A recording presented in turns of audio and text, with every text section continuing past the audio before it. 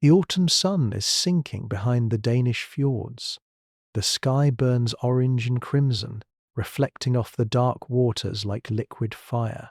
Seabirds circle above the harbour, their cries echoing across the silent villages that dot the coastline.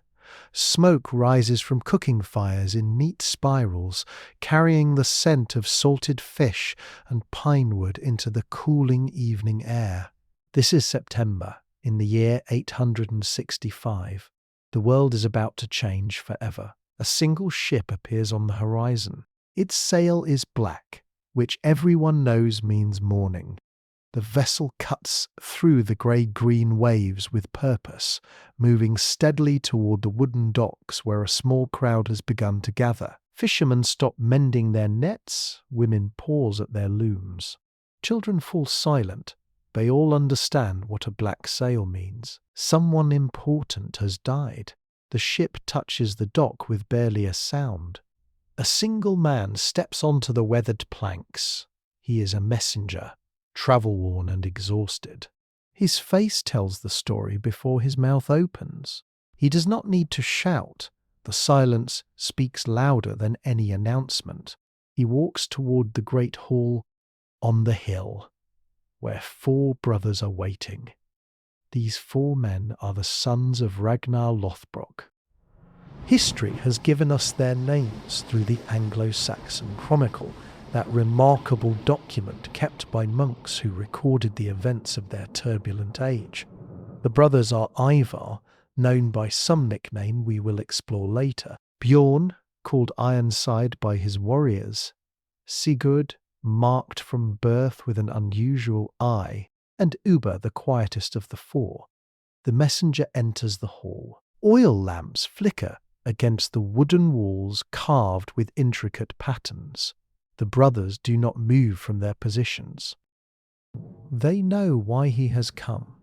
In those days, news travelled slowly across the northern seas. Weeks could pass before word reached home, but somehow they already sensed the truth. The messenger speaks. His words are simple and direct. Your father is dead. He was captured in Northumbria. King Aella threw him into a pit. The nature of that pit, the messenger adds, was particularly cruel. Dozens of them, vipers brought from across the kingdom for this single purpose. One brother turns away and walks to the window, staring out at the darkening sea.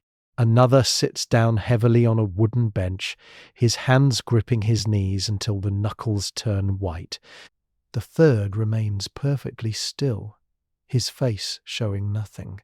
The 4th, Ivar, asks a single question. How long did it take? The messenger hesitates. He does not want to answer. But these are the sons of Ragnar, and they deserve the truth. Hours, he finally says. Your father lasted hours. The Anglo-Saxon monks who recorded this event noted that Ragnar spoke his final words with what they called unnatural calmness. He said something about piglets and a boar, though the exact phrasing has been lost to time and translation. The brothers say nothing in response. There is no dramatic outburst, no breaking of furniture, no tears. Instead, there is something far more dangerous. There is silence. There is calculation. There is the cold, methodical planning that will reshape the map of England forever. Outside, the sun has completely set. The fjord has turned black, reflecting stars that are just beginning to appear. The fishing boats are secured for the night. Families are settling into their homes, unaware that in the great hall on the hill, a decision is being made that will launch the largest invasion force Scandinavia has ever assembled. But before we follow that army across the North Sea, before we trace the path of revenge that will topple kingdoms and change the course of English history, we need to understand something important. We need to separate the man from the myth. We need to ask a question that historians have debated for more than 1,000 years. Who was Ragnar Lothbrok, really? The name Ragnar Lothbrok, appears in two very different types of sources, and understanding the difference between them is crucial to understanding what really happened in the 9th century. On one side, we have the sagas. On the other, we have the chronicles. They tell very different stories. The Icelandic sagas are magnificent works of literature. Written down in the 13th century, they preserve oral traditions passed through generations of storytellers. They speak of Ragnar as a hero of almost superhuman abilities, a man who fought a dragon, married a princess named Aslaug, who was descended from the legendary Sigurd, and performed feats that seem to blend history with fantasy. The sagas are rich, detailed, and deeply compelling. They are also not history in the way we understand that word today. The Anglo-Saxon Chronicle, by contrast, is a year-by-year record kept by monks in various English monasteries. It is dry, factual, and concerned with dates and events rather than heroic deeds. When we search these chronicles for Ragnar, we find something interesting. The name appears rarely, and when it does, the details are frustratingly sparse. The chronicle speaks of a Danish leader, of raids on the English coast, of armies and battles. But it does not give us the larger-than-life figure of the sagas. So who was Ragnar, really? Most modern historians believe he may have been a composite figure. Several Danish warlords raiding England in the early 9th century might have had their exploits combined into a single legendary character over the decades following their deaths. This was common in oral tradition. Individual warriors became symbols. Separate campaigns merged into one great narrative. There is evidence for this theory. Archaeological excavations at Repton in Derbyshire, completed in 2017, uncovered a mass grave containing the remains of nearly 300 individuals from the Viking Age. The bones were dated to the late 9th century. They were warriors, buried with weapons and honour. This grave gives us something the sagas cannot: physical proof of the Viking presence in England during this period. DNA analysis of these remains revealed something fascinating. The warriors came from across Scandinavia. Some were from modern-day Denmark. Others had travelled from Norway, Sweden, and even further east. They were not a single tribe or kingdom. They were a coalition united by a common purpose.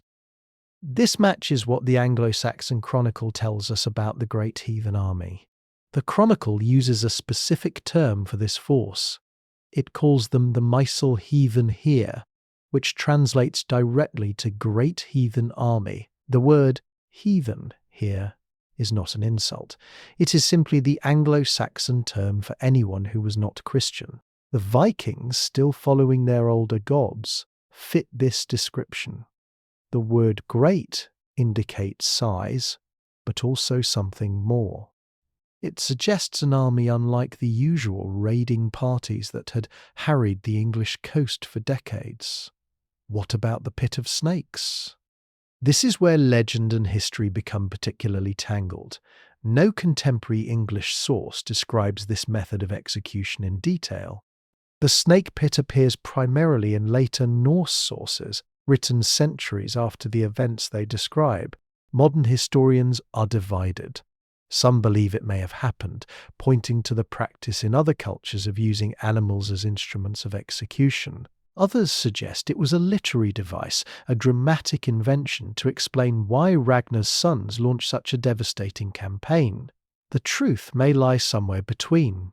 King Aella of Northumbria is a historical figure documented in the Anglo-Saxon Chronicle. He ruled from approximately 863 to 867. His death during the Viking invasion is recorded as fact. Whether he personally killed a man named Ragnar and whether that death involves snakes remains uncertain. But one thing is absolutely certain. In the year 865, a massive Viking army arrived in England, and they were seeking revenge for something. Perhaps the most revealing detail comes not from the chronicles or the sagas, but from the behaviour of the army itself. Viking raids typically lasted a season. Warriors would arrive in spring, raid during summer, and return home before winter storms made sea travel dangerous.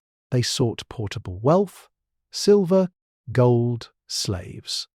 They avoided prolonged military campaigns because these required supplies, organisation, and, most importantly, a reason to stay. The Great Heathen Army did none of these things. They arrived in autumn. They brought horses, which Vikings rarely did. They brought their families, their smiths, their craftsmen. They established winter camps and built fortifications. They negotiated with some English kingdoms and destroyed others. They stayed for more than a decade. This was not a raid. This was conquest, and conquest requires motivation beyond simple greed. So whether Ragnar Lothbrok was one man or many, whether he died in a snake pit or on a battlefield, whether the four brothers were actually sons or simply leaders united by common cause, one truth remains undeniable. Something happened in Northumbria that provoked an unprecedented response from Scandinavia. The Anglo-Saxon Chronicle, usually so sparse in its entries, devotes extensive passages to the arrival and actions of this army. The monks who wrote these entries were terrified. They had never seen anything like it. In the autumn of 865, as those four brothers stood in their hall listening to news of their father's death, they made a decision that would echo through history. They would gather an army, not for silver or glory, not for land or slaves. They would gather an army for revenge, and that army would change England forever. News travelled slowly across the 9th century world, but it travelled with remarkable efficiency. The network of communication that connected Scandinavian settlements was built on trade routes, family ties, and a complex system of obligations that modern societies struggle to fully understand. When the sons of Ragnar sent out their call, it reached every corner of the northern world within months. The message was simple. A great wrong had been committed. A leader had been killed, not in battle, which would have been honourable, but through deception and cruelty. The old codes demanded response. More importantly, the message offered something that had become increasingly scarce in Scandinavia: opportunity. By the mid-9th century, Scandinavia faced significant pressures. Population growth had made good farmland scarce. Inheritance laws meant that younger sons often received little or nothing. The climate was entering a period of cooling that would make agriculture more difficult in the northern regions. At the same time, stories had been filtering back from England for generations. Stories of wealthy monasteries, poorly defended, stories of fertile land ripe for settlement, stories of kingdoms divided and weak. The sons of Ragnar were offering a chance to solve these problems. This would not be a summer raid. This would be a campaign of conquest. Those who joined could expect not just plunder, but land. They could bring their families. They could build new lives in a warmer, richer country. The revenge narrative provided the justification, but practical economics provided the motivation. The response exceeded all expectations. From Norway came warriors from the western fjords, experienced sailors who had already raided the Irish coast. From Sweden came men from the trading towns around Lake Mälaren, skilled in both commerce and combat. From Denmark itself came the largest contingent, including nobles with their own ships and loyal crews. Even from as far as the Baltic settlements, warriors made the journey to join what was being called the Great Army. The Anglo-Saxon Chronicle provides us with no exact numbers. Medieval chroniclers rarely did, and when they did, they often exaggerated dramatically. The monks who recorded the Viking invasion had every reason to inflate the threat, if only to explain their inability to stop it. However, modern historians, working from archaeological evidence and logical analysis of what the landscape could support, estimate the force at somewhere between 500 and 3,000 warriors. This may not sound enormous by modern standards, but for 9th century England it was unprecedented. What made the army truly great was not just its size, but its composition. This was not merely warriors. The archaeological evidence from Viking camps in England shows the presence of women, children, blacksmiths, leather workers, and other craftspeople. They brought hundreds of horses, which was unusual for Viking forces. They brought supplies for extended campaigns. They brought everything needed not just to conquer, but to settle. The fleet that assembled along the Danish coast in the summer of 1865 must have been an extraordinary sight. Longships clustered so thickly in some harbours that you could walk from vessel to vessel without touching water. Each ship was a masterpiece of engineering, capable of crossing open ocean or navigating shallow rivers with equal ease. The larger vessels could carry up to 60 men plus supplies. The smaller ones, more manoeuvrable, served as scouts and raiders.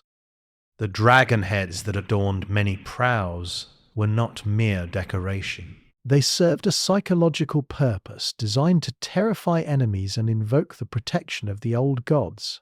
Before departure, these heads were often removed or covered because tradition held it was disrespectful to approach your own land with symbols of war displayed. The ships themselves had names, though few have survived in the records.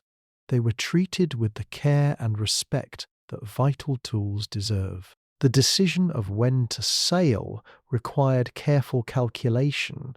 Too early in the season, and storms could scatter the fleet. Too late, and they would arrive in England with insufficient time to establish secure winter quarters before the weather turned. The sons of Ragnar chose late summer. This gave them time to raid for supplies, establish a base, and prepare for a winter campaign that would catch their enemies completely off guard. One detail from the sagas, impossible to verify but psychologically telling, suggests that many warriors refused payment for their service. They wanted to be part of this campaign for its own sake. Whether motivated by loyalty to Ragnar's memory, desire for glory, practical need for land, or simple love of adventure, they saw this as something more than a job. They saw it as history in the making. As the fleet prepared to depart, the sons of Ragnar understood something crucial.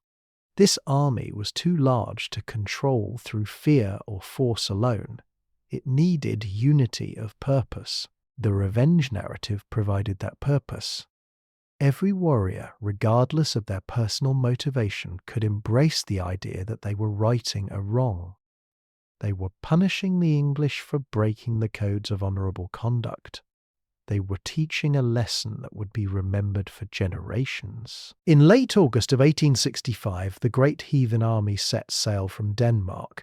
The English coast lay across the North Sea, just a few days' journey with favourable winds. The men who stood on those decks had no idea they were about to reshape the future of England.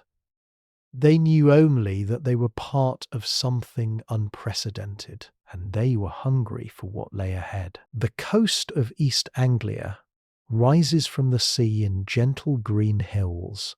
On a clear day you can see for miles across fields of barley and wheat. Ancient Roman roads still cut straight lines through the landscape, connecting small villages and larger market towns. Stone churches stand on high ground, their bells marking the hours for farmers working the land below. This was one of the four great kingdoms of England in the 9th century. By November of 1865 it would be the first to fall. The sentries who watched the eastern horizon that autumn morning saw what they had been trained to watch for their entire lives. Sails, but the number shocked them speechless. not 3 or 4 ships, which would indicate a standard raiding party.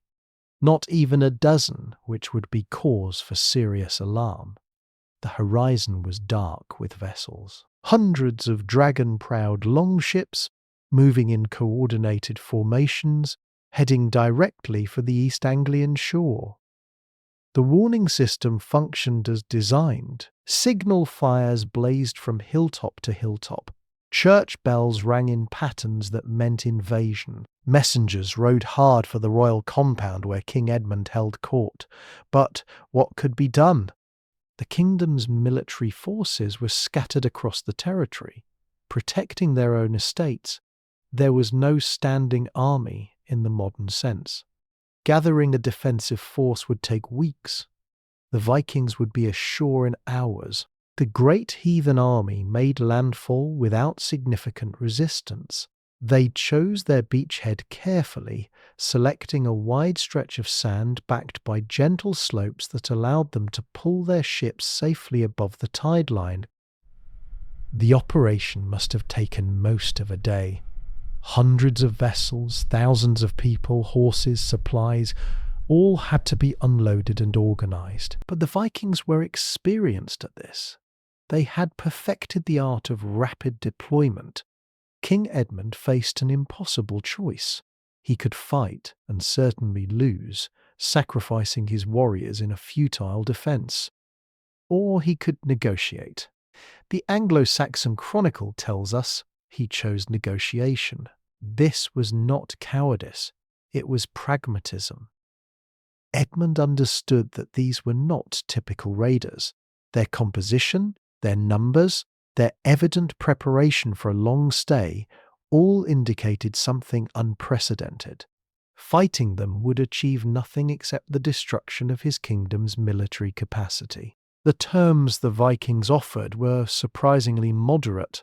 They wanted horses. They wanted food supplies for the winter. They wanted permission to establish a fortified camp. In exchange, they promised not to raid East Anglian settlements or churches. They would pay for what they took. They would respect local governance. Edmund agreed. He had little choice, but more importantly, he may have understood something that would prove crucial. If the Great Heathen Army wanted to winter in East Anglia peacefully, they must have other targets in mind. The request for horses reveals the strategic brilliance of Ivar, who seems to have been the primary planner of the campaign. Vikings traditionally fought on foot. Their longships were instruments of rapid mobility, allowing them to strike anywhere along a coast or up navigable rivers. But England's interior was protected by distance from water. An army moving on foot could cover perhaps 15 miles per day.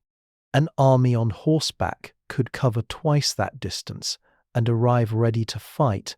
The transformation of the Great Heathen Army from a sea-borne force to a mounted cavalry took the entire winter of 865 to 866.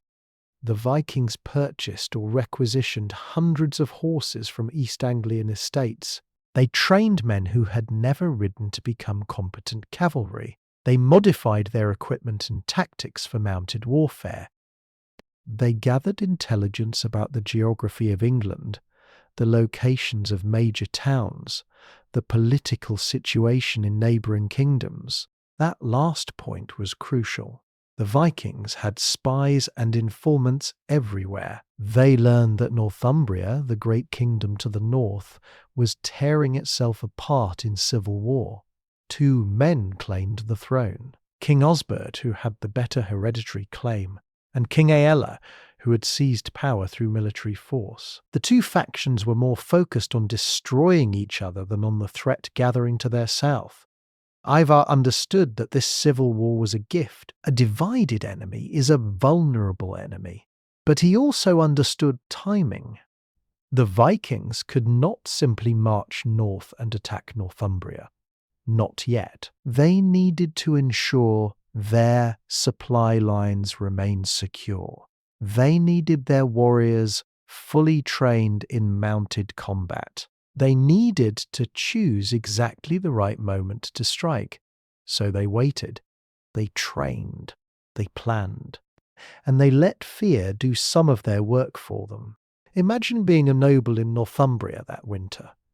You receive reports of a massive Viking army camped in East Anglia. You know they are not there for a raid. You know they are preparing for something, but you are trapped in your kingdom's internal conflict. Do you make peace with your rival, unite against the external threat, or do you continue fighting, hoping the Vikings will attack your enemy first? The psychological pressure must have been immense. By spring of 1866, the Great Heathen Army was ready. They had horses, they had supplies, they had intelligence. Most importantly, they had a clear target.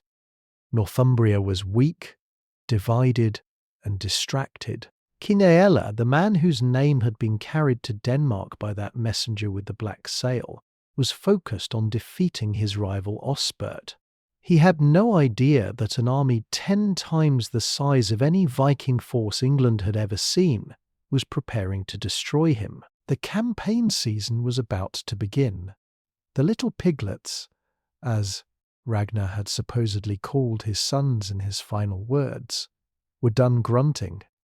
They were ready to become wolves, and the old boar's death was about to be avenged in a way that would reshape the political map of England forever. Northumbria, in the 9th century, was not what it had once been. 2 centuries earlier, it had been a centre of learning and culture, home to the venerable Bede, and the magnificent illuminated manuscripts that still survive in museums today. The kingdom stretched from the Humber River in the south to the Scottish borders in the north, encompassing some of the richest farmland in England. But by 866, it was consuming itself from within. The conflict between King Osbert and the usurper Aella was not simply a personal rivalry. It represented a deeper fracture in Northumbrian society. Osbert represented the traditional nobility, families who traced their lineage back generations and who believed in hereditary right to rule. Aella represented military strength, the idea that power belongs to whoever can seize and hold it. Both systems had their merits, both had their passionate supporters, and both were completely unprepared for what was coming. Civil wars follow predictable patterns. Each side raids the other's estates, seeking to destroy their rival's economic base. Nobles are forced to choose sides, often based on old grudges or marriage alliances rather than principle. The general population suffers regardless of who wins. As armies consume their stored food and wreck their fields, trust breaks down, the social fabric tears. And external enemies watch with interest. The Vikings had been watching Northumbria for years. The kingdom's internal divisions were no secret. Traders carried gossip along with goods. Exiled nobles from losing factions sought support from Danish leaders. Even some English churchmen, frustrated with the chaos, maintained correspondence with contacts in Scandinavia. Information flowed freely across the North Sea, and Ivar collected every scrap of intelligence he could obtain. What he learned must have seemed almost too good to be true. The 2 Northumbrian factions had divided the kingdom's military resources between them. Neither could risk leaving their strongholds undefended to confront an external threat. The nobility was exhausted from years of conflict. The common people were simply trying to survive. And most crucially, the capital city of York was vulnerable. York was ancient, even by 9th century standards.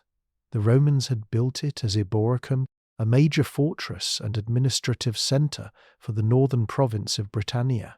The stone walls they constructed still stood, massive and imposing.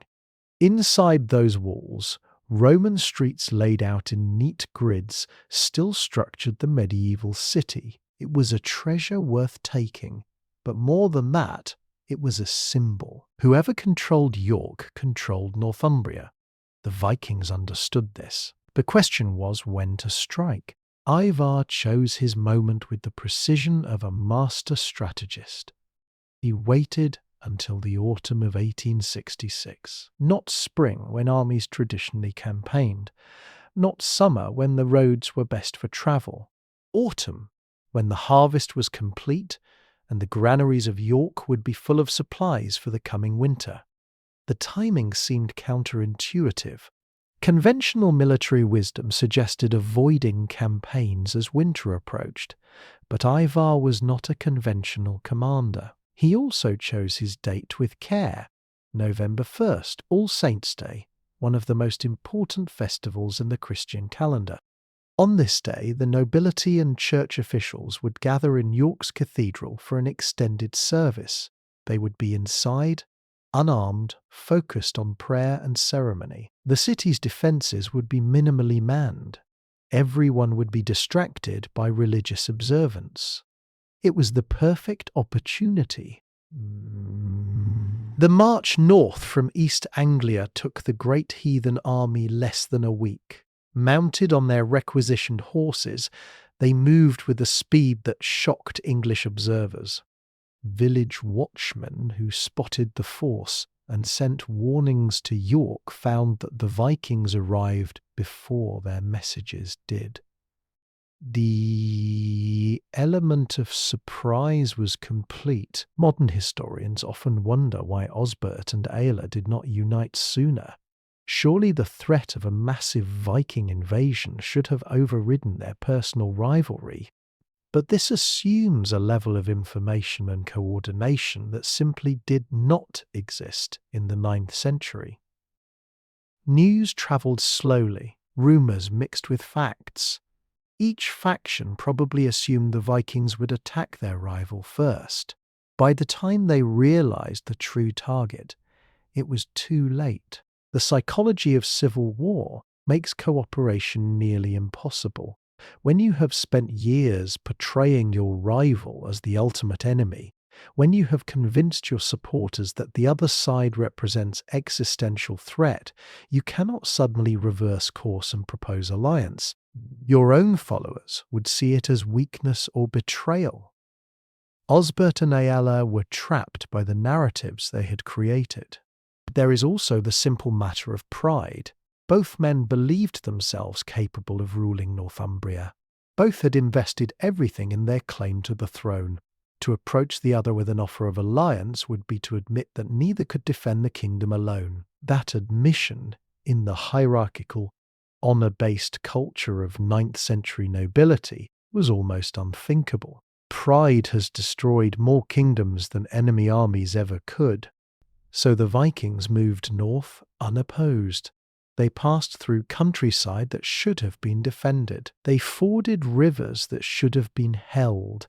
They approached York with an army that should have been met by united English forces.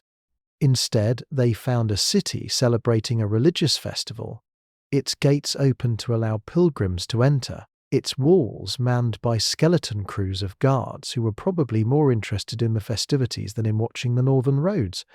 The stage was set for a catastrophe. King Aella, secure in his stronghold within York, believed himself safe behind Roman walls. King Osbert, camped outside the city with his forces, was focused on planning his next move against his rival. Neither understood that their conflict had become irrelevant. The Vikings had arrived. And they had come not to raid or to negotiate, they had come to conquer. In the great hall of their Danish stronghold months earlier, 4 brothers had listened to news of their father's death. They had made a decision. Now that decision was about to reshape England. The civil war in Northumbria was about to become a footnote to a much larger story. And November 166 would be remembered as the day the North fell. The morning of November 1st, 1866, dawned cold and clear over York. Frost painted delicate patterns on the stone walls. Smoke from hundreds of cooking fires rose into the still air. The city was waking to one of its most important festivals, All Saints' Day, when the Christian faithful commemorated the martyrs and holy figures who had gone before them. It was a day of prayer, of community, of hope. Church bells began to ring at dawn, calling the faithful to the cathedral. The sound echoed across the city and out into the surrounding countryside. People streamed through the gates.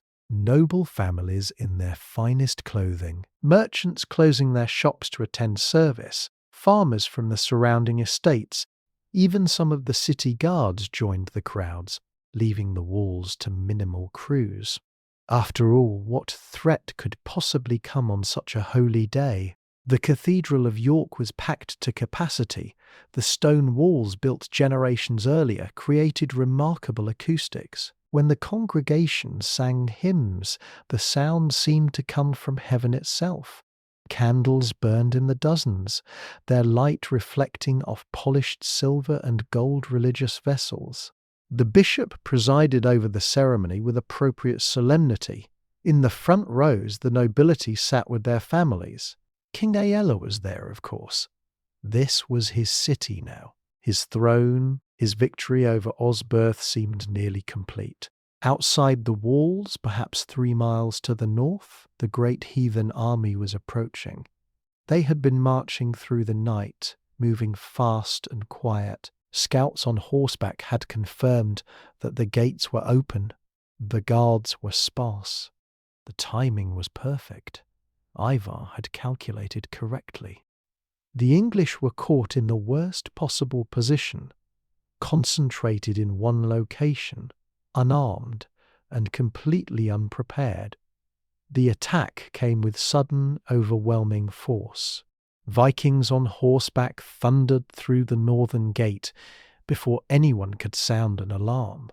The few guards present were cut down or captured within seconds. More Vikings poured through on foot, spreading through the streets with the efficiency of a force that had planned every move. They knew exactly where they were going. Intelligence from traders and informants had given them detailed knowledge of York's layout. The church bells, which had been ringing for morning prayer, suddenly changed their tone. Now they rang in alarm, but the cathedral congregation was trapped. To leave the stone building, they would have to funnel through narrow doorways directly into streets now controlled by Viking warriors. Some of the younger nobles tried anyway, grabbing whatever weapons they could find. Most were captured immediately. This was not a battle. It was an occupation. The Vikings, to their credit, showed remarkable discipline. There was no general massacre. Churches were not burned. The civilian population was not systematically slaughtered.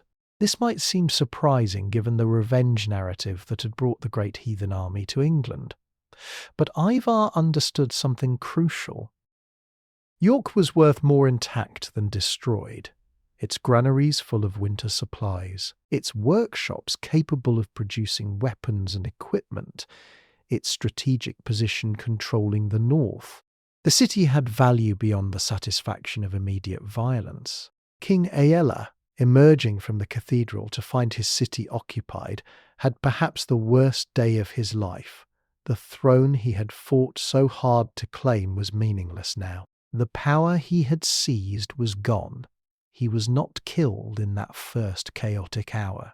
The Vikings had specific orders regarding him. He was to be taken alive.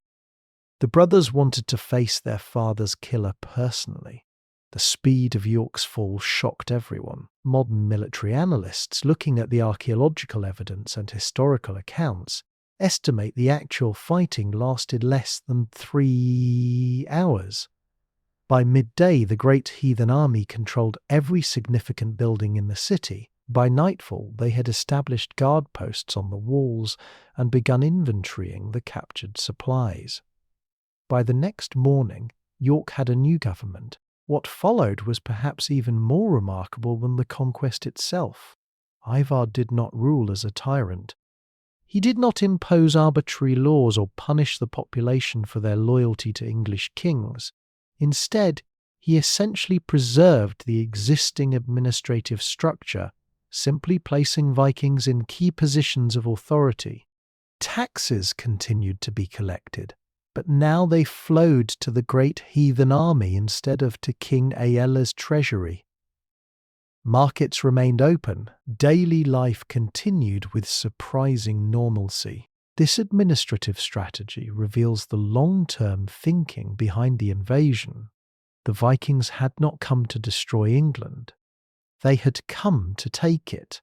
And to successfully take a kingdom, you need the cooperation, or at least the acceptance, of the people who actually make that kingdom function. Farmers need to farm, craftsmen need to craft, merchants need to trade.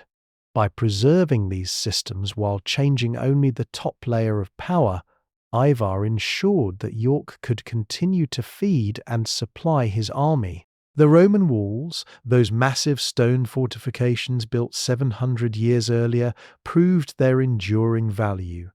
Ivar's forces repaired any damaged sections and reinforced the gates. They established a proper garrison, rotating guards to ensure the walls were always properly manned. They turned York from a captured city into a fortress. And then they waited. Ivar knew that King Osbert, camped outside the city with his forces, would have to respond. He knew that the fall of York would force the two rival English factions to confront an uncomfortable truth. Their civil war was over, not because either side had won, but because both had lost. The question was what they would do about it. Would they accept Viking rule? Would they flee? Or would they finally unite against the common enemy? The psychological pressure of the occupation must have been immense for the Northumbrian nobility. Every day that passed with Vikings controlling their capital was a day of humiliation. Every report from refugees streaming out of York told the same story. The city had fallen without a significant fight. The great Roman walls had been breached in hours. The king himself was a prisoner. How could this have happened? How could the greatest kingdom in the north have fallen so easily? Pride and shame are powerful motivators. They drive men to acts of desperation. Ivar understood this. He was counting on it. He wanted Osbert and Aella to attack. He wanted them to bring their armies to York, because the Vikings now held the strongest defensive position in the north. The English would have to attack uphill against stone walls defended by warriors who had crossed the North Sea specifically for this fight. The Vikings had turned the tables completely. Now they were the ones waiting safely inside fortifications while their enemies struggled with impossible decisions outside. November passed into December. Winter settled over York. Snow covered the red tile roofs and the ancient Roman roads.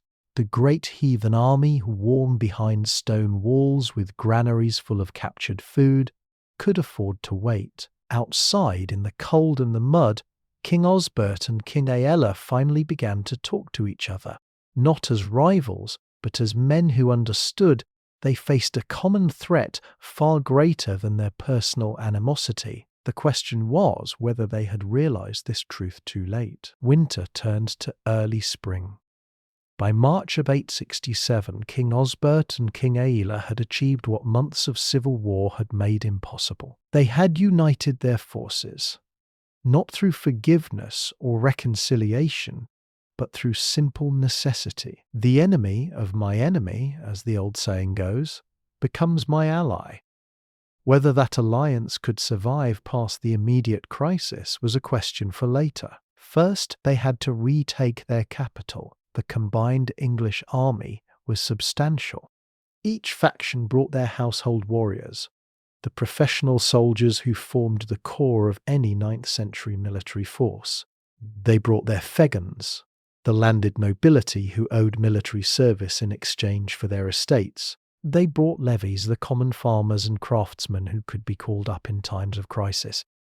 On paper, the numbers were impressive. Perhaps they even matched the Great Heathen Army in raw head count. But numbers alone do not win battles.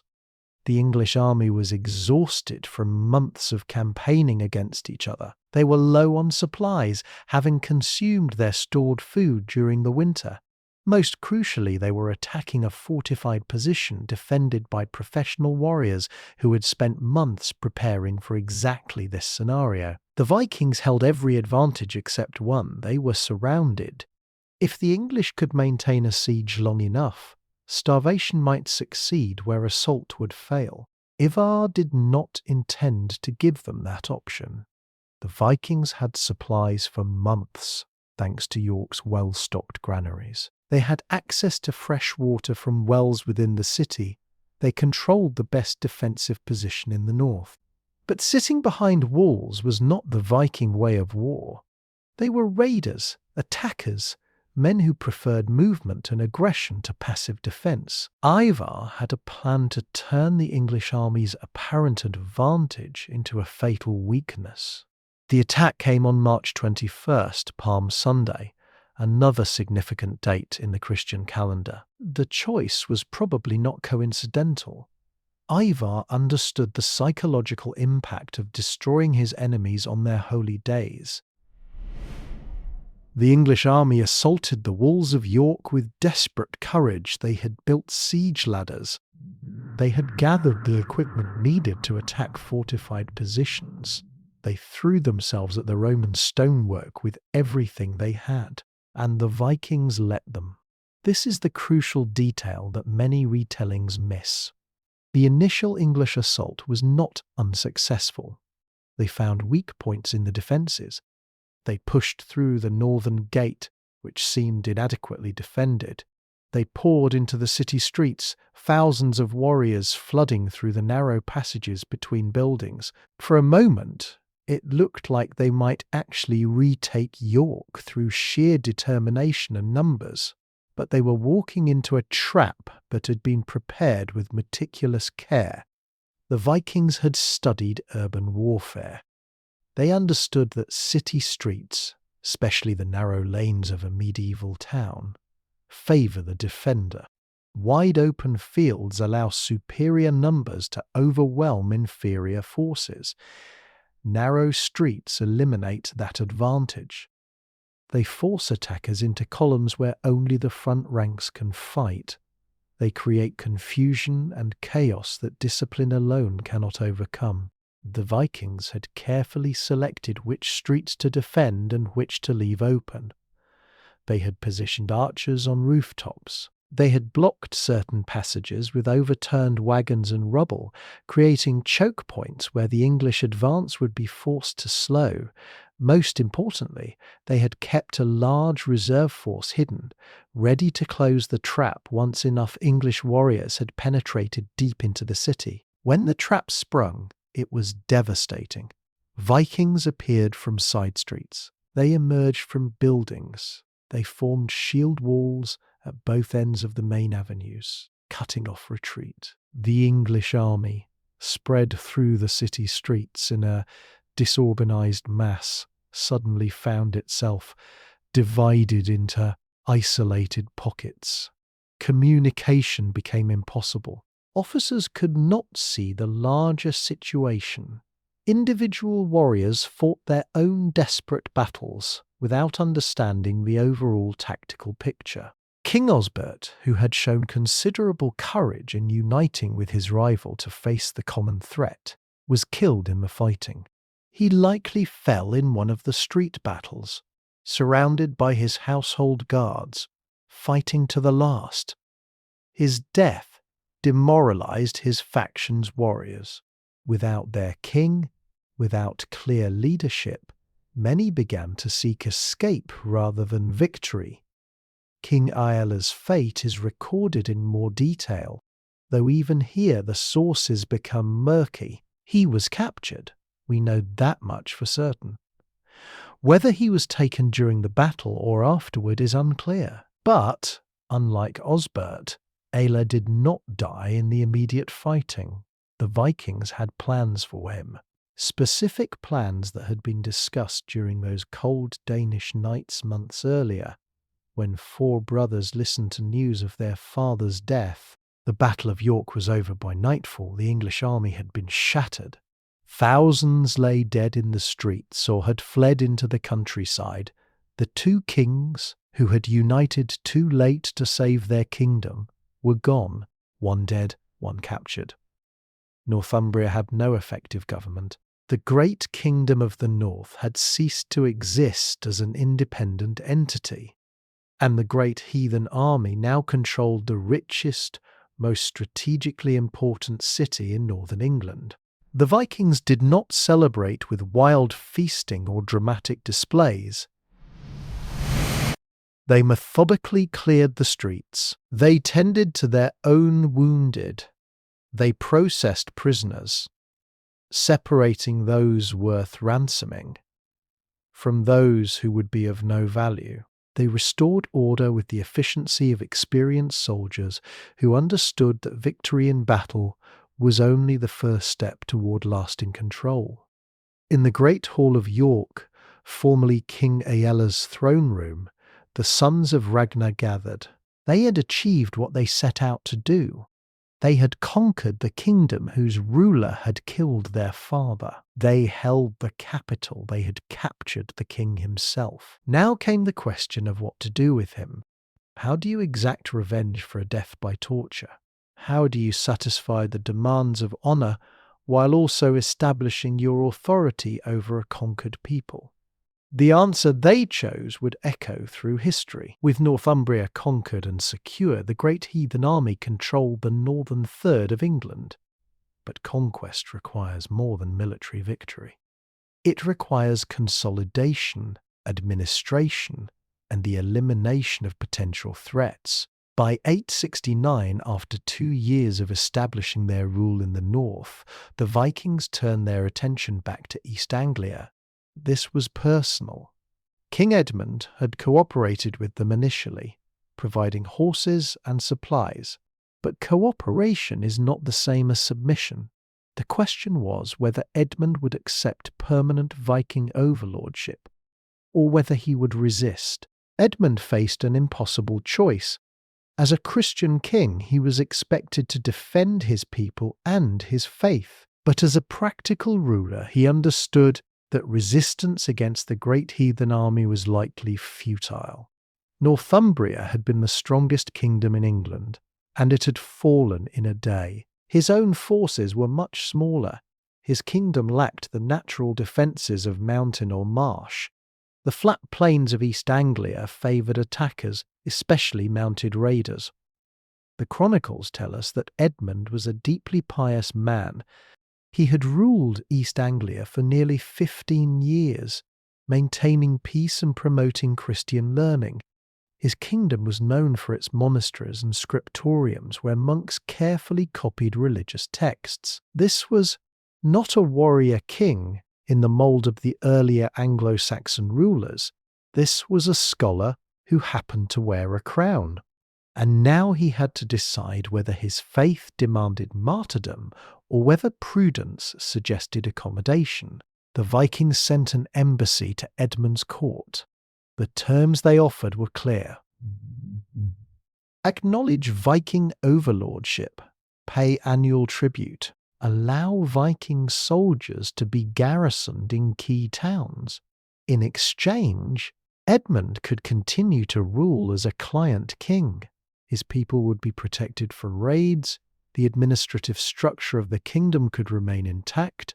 It was, objectively, a generous offer. Many rulers throughout history have accepted similar arrangements rather than face destruction. Edmund refused. The sources, particularly the religious ones written after his death, attribute this refusal to his Christian faith. He would not bow to pagan overlords. He would not compromise his beliefs for the sake of temporary peace. Whether this explanation is complete, or whether other factors influenced his decision, we cannot know. But his refusal set in motion events that would transform him from a footnote in history to a major saint of the English Church. The Vikings returned to East Anglia in force in November of 869. This time there were no negotiations, no offers of cooperation. The army moved swiftly through the kingdom, meeting minimal resistance. The East Anglian forces were small and scattered. They had no chance against a professional army that had spent 4 years conquering and holding territory in England.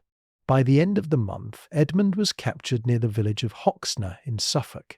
What happened next is documented in sources written decades later, primarily by Christian monks who had every reason to emphasize Edmund's martyrdom and the Vikings' cruelty. We must read these accounts with appropriate skepticism, while acknowledging that they represent the best evidence we have.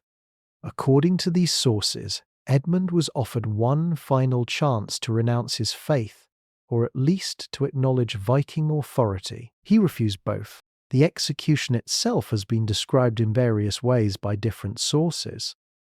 Later hagiographices, written to promote Edmund's sanctity, include details that are almost certainly embellished or invented. What we can say with confidence is that Edmund was killed, that his death was intended as an example to other English rulers, and that it was remembered as particularly cruel by contemporaries. The English Church quickly declared him a martyr, and his cult grew rapidly in the decades following his death. Here we need to pause and consider what we are really looking at. Medieval sources about martyrdom follow established literary patterns. The martyr refuses to compromise. The pagan authorities offer multiple chances to recant. The execution is described in vivid detail designed to horrify and inspire. These patterns repeat across hundreds of texts because they serve a religious and political purpose. They teach lessons about faith and sacrifice, but they are not necessarily reliable historical documents in the modern sense. What is historically certain is that by the end of 1869, East Anglia had ceased to exist as an independent kingdom. Edmund was dead. His territory was absorbed into the growing Danish-controlled region that would become known as the Danelaw. The Vikings now controlled 2 of the 4 great English kingdoms completely. Mercia, the large central kingdom, was weakened and divided. Only Wessex in the south remained fully independent and capable of resistance. Edmund's death had consequences beyond the immediate political situation. His martyrdom became a rallying point for English resistance to Viking rule. Churches were dedicated to him. His tomb became a pilgrimage site. Stories of his sanctity and the miracles associated with his relics spread throughout England. He became a symbol of Christian resistance to pagan conquest. For the sons of Ragnar, Edmund's execution served a different purpose. It demonstrated that cooperation with the Vikings would not save English rulers. It showed that the old agreements meant nothing once the army decided to expand its control. It sent a message to every remaining English king: submit completely or face destruction. There was no middle ground. No negotiated settlement that would preserve your independence. The age of separate English kingdoms was ending. The question was whether England would become part of a Scandinavian empire, or whether it would find a way to survive and unite. The Great Heathen Army had arrived seeking revenge for Ragnar's death.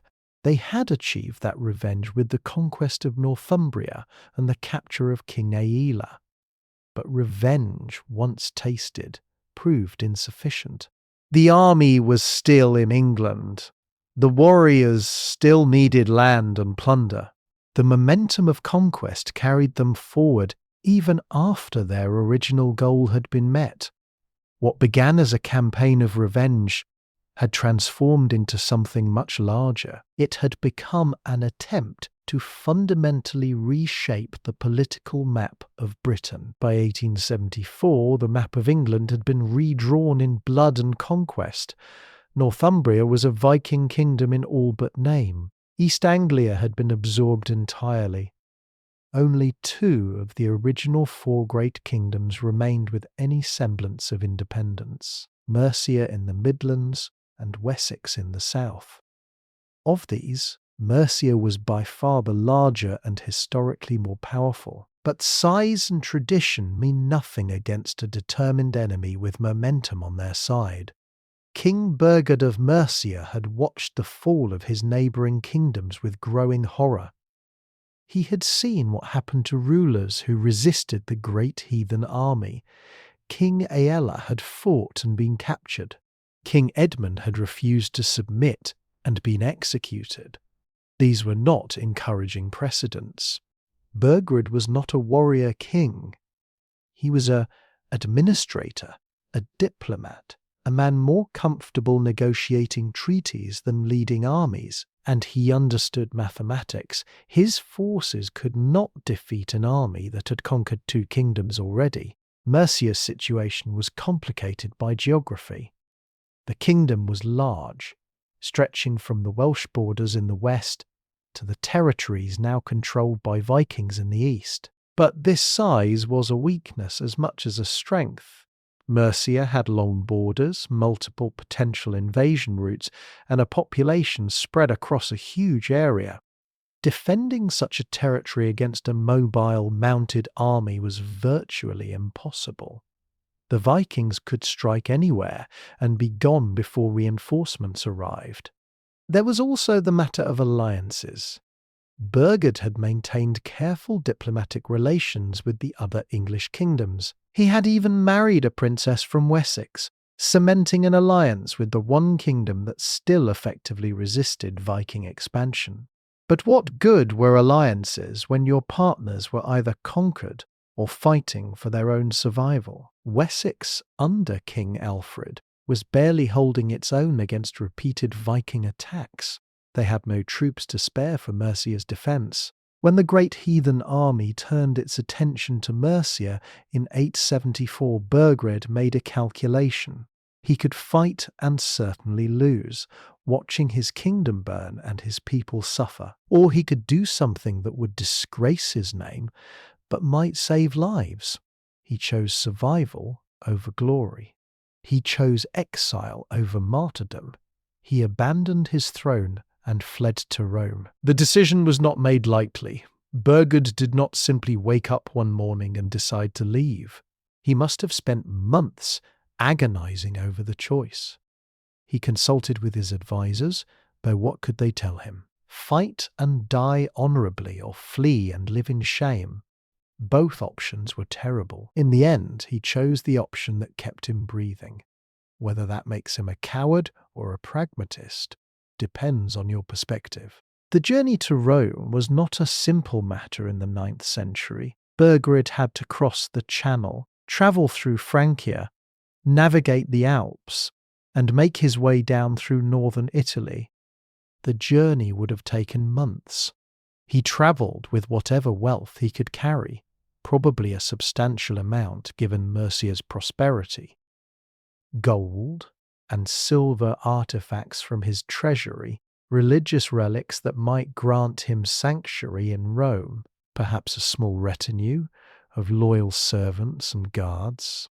But he left behind everything that mattered: his kingdom, his people, his legacy. Burgred died in Rome probably within a year or 2 of his arrival. The sources do not give us details about his death. He simply disappears from the historical record. One more exiled king living out his days far from home. He was buried in a church in Rome, a prestigious enough location but meaningless compared to being laid to rest in his own kingdom among his ancestors. His tomb still exists, though few visit it. He is remembered, when he is remembered at all, as the king who ran away. For the Vikings, Burgred's flight was a victory achieved without drawing a sword. His abandonment of Mercia sent the clearest possible message to every remaining English ruler. Resistance is futile. Even the kings who try to avoid confrontation, who seek diplomatic solutions, who hope to preserve their crowns through negotiation, ultimately lose everything. The Great Heathen Army was not interested in client kingdoms or treaty arrangements. They wanted conquest, pure and simple. With Burgred gone, the Vikings installed their own choice as king of Mercia. His name was Ceolwulf, and he was almost certainly a puppet. The Anglo-Saxon Chronicle, rarely kind to those who cooperated with Vikings, calls him a foolish king's Thegin. This tells us that he was not of royal blood, not even particularly noble. He was simply someone willing to rule in name while the Vikings held real power. His reign would be brief and meaningless, remembered only as the transition period between Mercian independence and Viking control. 3 kingdoms had fallen: Northumbria through military conquest, East Anglia through martyrdom, Mercia through abandonment. Each demonstrated a different response to the Viking invasion, and each ended in defeat. The lesson was clear. Military resistance failed. Religious defiance ended in execution. Diplomatic maneuvering and flight preserved your life but not your kingdom. Only one response remained untried: active, sustained, intelligent resistance that learned from each defeat and adapted to the enemy's tactics. Only one kingdom had the leadership capable of that response: Wessex. And only one king had the vision to see it through: Alfred. Wessex was different. Not stronger than the kingdoms that had fallen, not larger, not blessed with better natural defences. What Wessex had was time, geography, and leadership. These 3 factors would prove decisive in the struggle for England's future. Geography first. Wessex occupied the southwestern portion of England, a region of rolling hills, thick forests, and extensive marshlands. This terrain favoured defenders. Viking cavalry, so effective on the open plains of East Anglia and the Midlands, was less useful in country where ancient trackways wound through dense woodland. The marshes of Somerset were particularly difficult for invaders. Men who did not know the safe paths could disappear into the mire. Armies could not move quickly or maintain formation. Local knowledge became a crucial military asset. Time was the second factor. Because Wessex was the furthest kingdom from the Vikings' initial landing point in East Anglia, it had years to observe the enemy and prepare defences. While Northumbria fell quickly and East Anglia was conquered before it could organise effective resistance, Wessex watched and learned. They saw what tactics worked against the Vikings and which failed. They understood that traditional Anglo-Saxon military responses were inadequate against this new threat. Leadership was the third and most crucial factor. Wessex in 1871 was ruled by King Aethelred, a capable warrior who led his forces personally in battle. But Aethelred had a younger brother named Alfred, a prince who seemed unlikely material for kingship. Alfred was sickly, suffering from chronic stomach ailments that left him weak and in pain. He preferred books to weapons, spending hours with religious texts and scholarly works. He seemed more suited to be a monk than a warrior. History would prove this assessment spectacularly wrong. The first major Viking assault on Wessex came in 1871.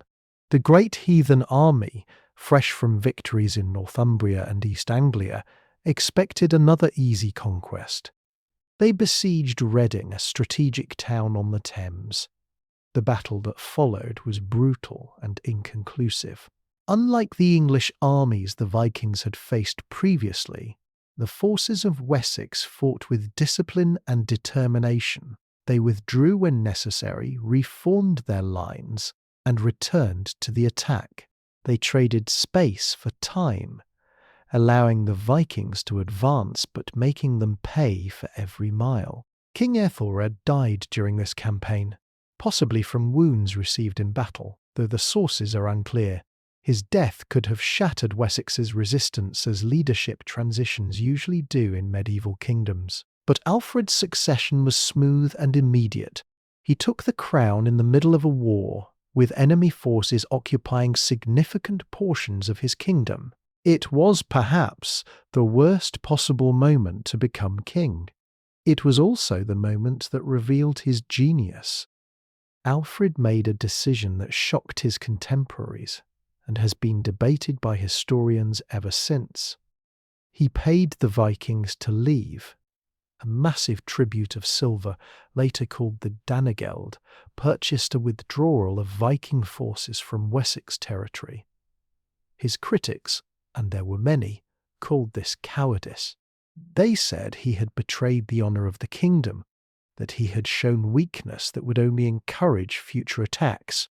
They compared him unfavourably to Edmund, who had died rather than compromise with pagans. But Alfred understood something his critics did not. Money could be replaced. Warriors could not. The Vikings had suffered significant casualties in their Wessex campaign, their first real military setback since arriving in England. But so had the English. If the war continued immediately, both sides would be weakened, but the Vikings could draw reinforcements from Scandinavia while Wessex could not. The tribute bought time. 5 years of relative peace during which Alfred could transform his kingdom's entire military system. Those 5 years were not wasted. Alfred did something revolutionary for 9th century England. He created a standing navy, the first English fleet designed specifically to counter Viking ships. He redesigned his land forces, creating a system where half the army was always on active duty while the other half farmed, then rotating these assignments. This meant Wessex always had trained soldiers available, not just during the traditional campaigning season. He built fortified towns called burhs, creating a network of defensive strongpoints that could shelter the civilian population during raids and serve as bases for counterattacks. Most importantly, Alfred studied his enemy. He collected intelligence about Viking tactics, ship design, and strategic planning. He learned from every defeat and adapted his responses. When the Vikings returned in 1876, as everyone knew they would, they found a very different kingdom than the one they had left. Wessex was no longer an easy target, it was a fortress. The campaign that followed was long and grinding, utterly unlike the quick conquests of other English kingdoms. The Vikings could win battles, but could not force a decisive victory. Alfred could lose engagements, but always preserved his army to fight another day. It was a war of attrition, and in wars of attrition, the defender with secure supply lines and popular support usually wins. The Vikings, operating in hostile territory far from their bases, struggled to maintain their momentum. By 1878, the situation had reached a crisis point. The Vikings launched a winter surprise attack, traditionally a season when warfare paused. Alfred was forced to flee into the marshes of Somerset with only a small retinue. This could have been the end. The last English king hiding in a swamp while Vikings occupied his capital. But Alfred used his time in the marshes to plan a counter-offensive. He sent secret messages rallying the scattered forces of Wessex. He chose a meeting point known only to his supporters, and when he emerged from the marshes at the head of a reunited army, he caught the Vikings completely off guard. The Battle of Edington in May of 1878 was Alfred's greatest victory. The Vikings were decisively defeated, their leader forced to accept baptism as a Christian and agree to withdraw from Wessex permanently. But more importantly, the battle demonstrated that Vikings could be beaten, not through luck or divine intervention, but through superior strategy, better logistics, and reformed military organization. Alfred had saved Wessex. In doing so, he had preserved the last independent English kingdom and created the foundation for eventually reuniting all of England under English rule. The revenge of the Great Heathen Army had run its course.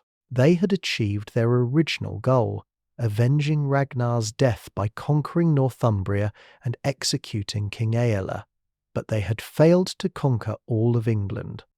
One kingdom remained independent. One king had proven that Viking conquest was not inevitable. and that failure would ultimately determine the future shape of Britain. When historians look back at the Great Heathen Army's invasion of England, they see not a simple story of conquest and revenge, but a transformative moment that reshaped the island's political, cultural, and linguistic landscape for centuries to come. The Vikings, who arrived in 1865 seeking vengeance for Ragnar's death, could not have imagined the long-term consequences of their actions. They wanted to punish a king. They ended up creating a new civilization. The territory the Vikings conquered and settled became known as the Danelaw. The name itself tells the story. This was the area of England where Danish law rather than English law held authority. It covered roughly the eastern third of England from Northumbria in the north, down through East Anglia in the south. Within the Danelaw, everything changed. Property laws followed Scandinavian customs. Criminal justice was administered according to Viking tradition. Trade networks reoriented towards Scandinavia rather than the continent. Even the language spoken in daily life became a hybrid of Old English and Old Norse. This linguistic mixing created something remarkable. When two populations speaking related but distinct languages live side by side for generations, their languages merge. Grammatical complexity tends to simplify because people need to communicate across the language barrier. Vocabulary expands as each group adopts useful words from the other. The English language that emerged from this mixing was simpler in grammar but richer in vocabulary than the Old English spoken before the Viking invasion. Many common English words today have Norse origins. Words like sky, window, they, them, their, get, give, and hundreds more came into English through the Danelaw. Place names provide a visible map of Viking settlement. Any English town whose name ends in by, meaning village, thorp, meaning farmstead, or thwaite, meaning clearing, is almost certainly a Viking foundation or renaming. Derby, Grimsby, Scunthorpe, Applethwaite, the list goes on. Even major cities like York bear Norse names. York comes from Jorvik, the Viking name for the captured Roman city. When you visit these places today, you are walking through landscapes named by the descendants of the Great Heathen Army. The cultural impact extended beyond language and place names. Viking art styles influenced English metalwork and stone carving. Scandinavian shipbuilding techniques improved English naval capabilities. Agricultural practices from Denmark and Norway were adapted to English conditions. Trade routes that had previously connected England primarily to Francia and the Mediterranean were supplemented with northern routes to Scandinavia and the Baltic. The island was no longer looking only south and east. It was looking north as well. What happened to the sons of Ragnar themselves? The historical record becomes frustratingly sparse after the initial conquests. Ivar disappears from English chronicles around 1870. He may have returned to Ireland, where a Viking kingdom in Dublin had been established. Some sources suggest he became a powerful ruler there, though whether this Ivar was the same person who led the Great Heathen Army is debated. He died around 873, not in battle as saga heroes should, but of illness.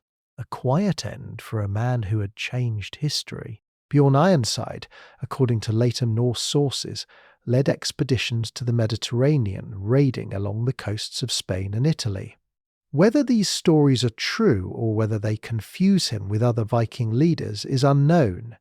Ubba appears to have died in battle in Devon around 878, fighting against Alfred's forces.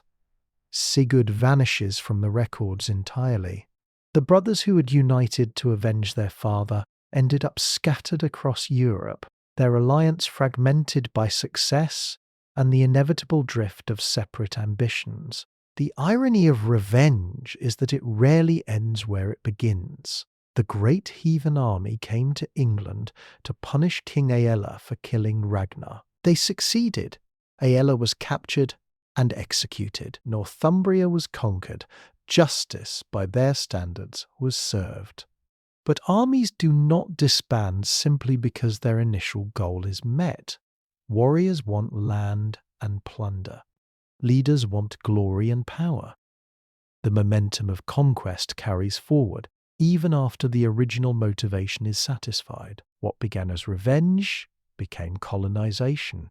What started as punishment became settlement.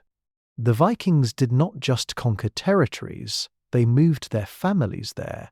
They farmed the land. They built towns. They established governments.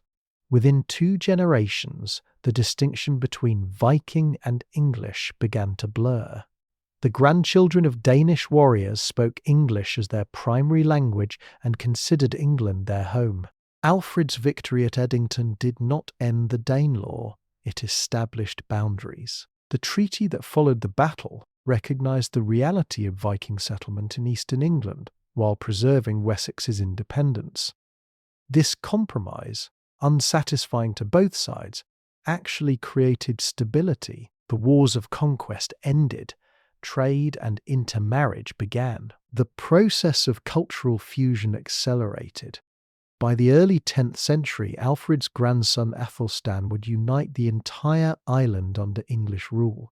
But it was an English kingdom that included the Danelaw. The Vikings had become English, or perhaps the English had become part Viking. The distinction ceased to matter. What emerged was something new, neither purely Anglo-Saxon nor purely Scandinavian, but a hybrid society that drew strength from both traditions. Modern genetic studies of English populations show the lasting impact. DNA markers common in Denmark and Norway appear in high frequencies across eastern England. The descendants of the Great Heathen Army are still there, their genetic legacy mixed with Anglo-Saxon, Celtic, and later Norman ancestry. They are part of the complex tapestry that makes up English identity. The archaeological record tells similar stories. Excavations at Viking Age sites in York, Lincoln, and other Danelaw cities reveal a material culture that blends Scandinavian and English elements. Jewelry shows mixed artistic influences. Pottery combines techniques from both traditions. Building styles incorporate elements from Denmark and England. Even burial practices show fusion, with Christian graves sometimes including traditional Viking grave goods. Perhaps the most lasting legacy of the Great Heathen Army's invasion was political. Before the Vikings arrived, England was 4 separate kingdoms with no unifying identity. The pressure of resisting Viking conquest forced these kingdoms to cooperate. Alfred's successors, particularly his son Edward and grandson Athelstan, used the threat of renewed Viking expansion to justify bringing all of England under a single crown. By the mid-10th century, England existed as a unified kingdom for the first time in its history.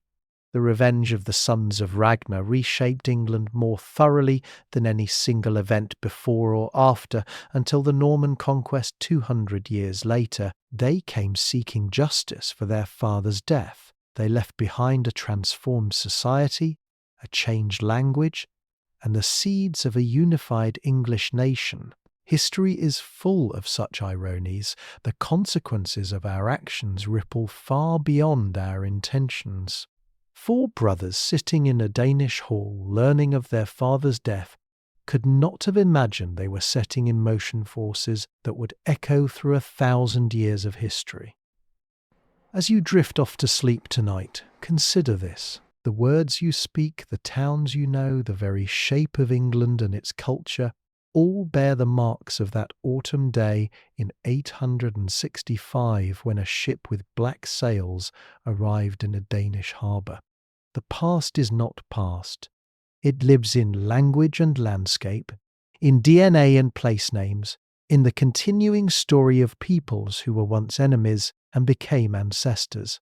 The revenge of the Great Heathen Army achieved its immediate goal and then did something far more profound. It created something new from the collision of cultures, and that creation, that fusion of Viking and English, became the foundation for everything that followed. Per i virka blocku 11.